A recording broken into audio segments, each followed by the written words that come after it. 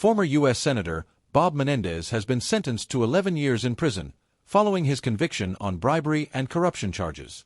Last July, a jury found Menendez guilty on 16 counts for accepting gifts, including gold bars, cash, and a Mercedes-Benz, in exchange for helping foreign governments. Prosecutors were seeking at least a 15-year sentence, citing in court documents the rare gravity of the ex-senator's crimes. Lawyers for Menendez, 71, had called for a shorter sentence paired with community service. Somewhere along the way, you became, I'm sorry to say, a corrupt politician, U.S. Judge Sidney Stein said before handing down Menendez's sentence, according to CBS News, the BBC's U.S. partner. Before receiving his sentence, Menendez cried while addressing the courtroom. "Other than family, I have lost everything I ever cared about," he said, according to court reporters. "Every day I'm awake is a punishment." He then asked the judge to temper your sword of justice with the mercy of a lifetime of duty.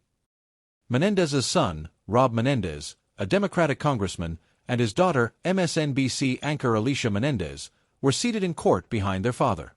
Earlier on Wednesday, two of Menendez's co-conspirators were sentenced in the case.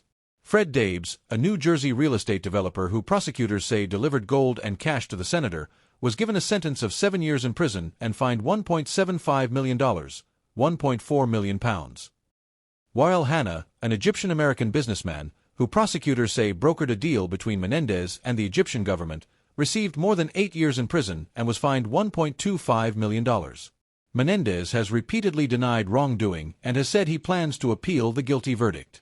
The New Jersey senator, who used to lead the powerful Senate Foreign Relations Committee, resigned from the upper chamber in August.